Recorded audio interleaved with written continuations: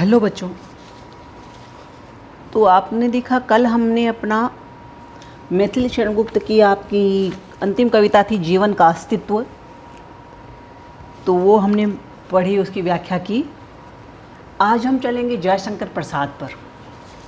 और जयशंकर प्रसाद में भी आपके कोर्स में जो है उन कविताओं से पहले हम जयशंकर प्रसाद का परिचय पढ़ेंगे, क्योंकि परिचय पढ़ने पर आप लोगों को ये पता चलेगा कि उन्होंने कौन कौन सी किताबें लिखी और साहित्य में उनका क्या योगदान रहा, उनकी भाषा कैसी थी, उनकी लिखने का और उनका जन्म और स्थान और ये सब पता चलेगा आपको। तो यानी उनका व्यक्तित्व और कर्तृत्व संक्षिप्त रूप में हम देख लेते हैं।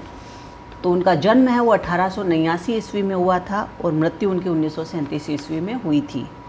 यद्यपि श्रीधर पाठक, हरिओद, मैथिली शरण गुप्त आदि कवि आधुनिक काल में खड़ी बोली को हिंदी कविता का माध्यम बनाने तथा हिंदी की खड़ी बोली कविता को सरस एवं मधुर बनाने का स्तुत्य प्रयास करते हैं। यानी हरिओद जी है, श्रीधर पाठक है, मैथिली शरण गुप्त है, इन्होंने खड़ी बोली को हिंदी रूप देने के लिए, यानी जितनी सरल हो सके, जितनी सरस हो सके उस रूप को देने में उनका योगदान बड़ा प्रशंसनीय है। तथापि हिंदी कविता की परंपरागत इतिवृत्तात्मकता को तोड़कर छायावादी काव्य धारा की सर्वथा नई भावभूमि खड़ा करने का प्रवर्तन पूरी प्रौढ़ता, गंभीरता, शालीनता एवं गूढ़ता के साथ जयशंकर प्रसाद करते हैं। यानी जो छायावाद के 4 स्तंभ माने जाते हैं, प्रसाद, निराला, महादेवी और पंत, तो इनमें ही हैं जो छायावाद की बात को एक स्तंभ का काम करने वाले जयशंकर प्रसाद हैं। उन्होंने हैं बड़ी शालीनता से, प्रौढ़ता से, गंभीरता से छायावाद को है वो स्थापित करने की कोशिश की। छायावादी काव्य के सबसे महत्वपूर्ण स्तंभ जयशंकर प्रसाद का जन्म 1889 में हुआ था। व्यक्तिगत एवं पारिवारिक कठिनाइयों के कारण प्रसाद जी का व्यक्तित्व अंतर्मुखी जरूर बन गया, किंतु उन्होंने संस्कृत, अंग्रेजी, हिंदी तथा उर्दू साहित्य एवं भारतीय इतिहास का गहन अध्ययन किया। यद्यपि उन्होंने नाटक, कहानी, उपन्यास, आलोचना तथा कविता आदि विधाओं में उच्च कोटि का साहित्य रचा, तथापि वे मूलतः कवि हैं तथा उनका कामायनी नामक महाकाव्य छायावाद की ही नहीं, समूचे हिंदी साहित्य की एक कालजयी कृति है।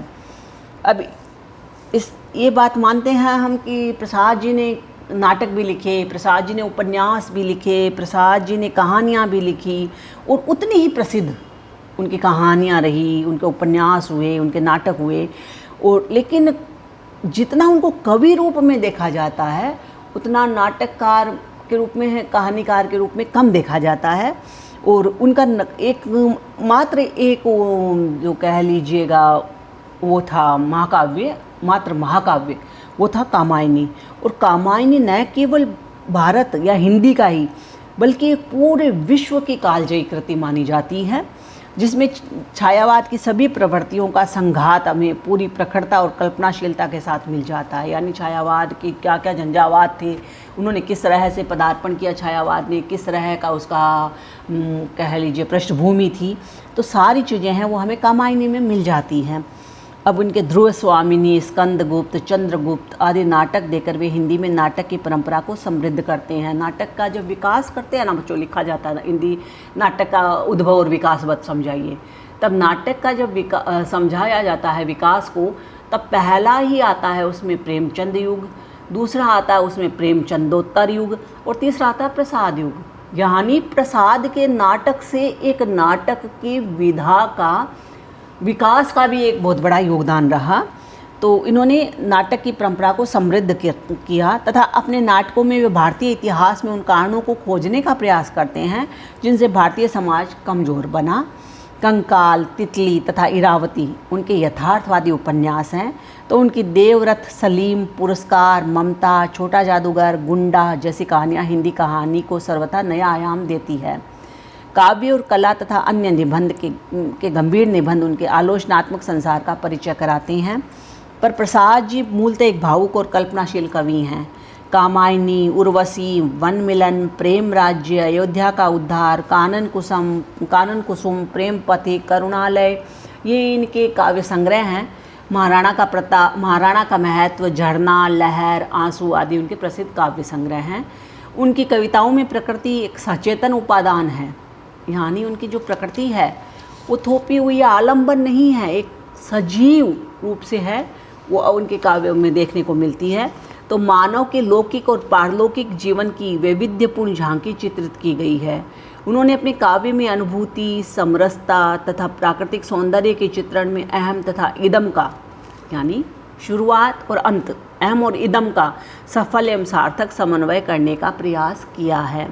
प्रसाद जी ने खड़ी बोली को ध्वन्यात्मकता, लाक्षणिकता, सूक्ष्मता प्रदान की तथा अपनी कविताओं में नए प्रतीक विधान तथा नए बिंब विधान द्वारा गहन अनुभूति की भावुकता तथा कल्पनाशीलता के साथ अभिव्यक्त किया।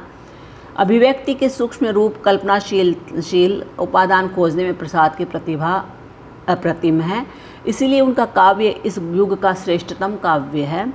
कामायनी उनकी कालजयी कृति है, जिसमें वे जीवन में बुद्धिवाद के स्थान पर हृदय तत्व की प्रतिष्ठा पर बल देते हैं, यानी वो बुद्धि की जगह हृदय को प्रधानता देते हैं और कह लीजिए वो अपने मस्तिष्क की जगह भाव को महत्व देते हैं। और शैव दर्शन के आनंदवाद द्वारा आधुनिक जीवन को सुखी बनाने का संदेश देते हैं। और वो अंत में वो, क्योंकि हम सारे आधुनिक युग में क्या है, आनंद की ही तो खोज करते हैं। किसी को धन में आनंद मिलता है, तो किसी को कार्य में आनंद मिलता है, तो किसी को तरह तरह से है, आनंद के अलग अलग स्वरूप हैं, सोपान हैं। तो इन्होंने भी हैं अंत में शैव दर्शन के मतानुयायी आनंदवाद की स्थापना के लिए अपनी कृति कामायनी लिखी। तो आनंदवाद द्वारा आधुनिक जीवन को सुखी बनाने का संदेश इन्होंने दिया। उन्होंने अपने काव्य में भारतीय संस्कृति तथा राष्ट्रीय भावनाओं को प्रतिपादित किया है, किंतु उनका प्रतिपादन अत्यंत सूक्ष्म एवं कलात्मक है।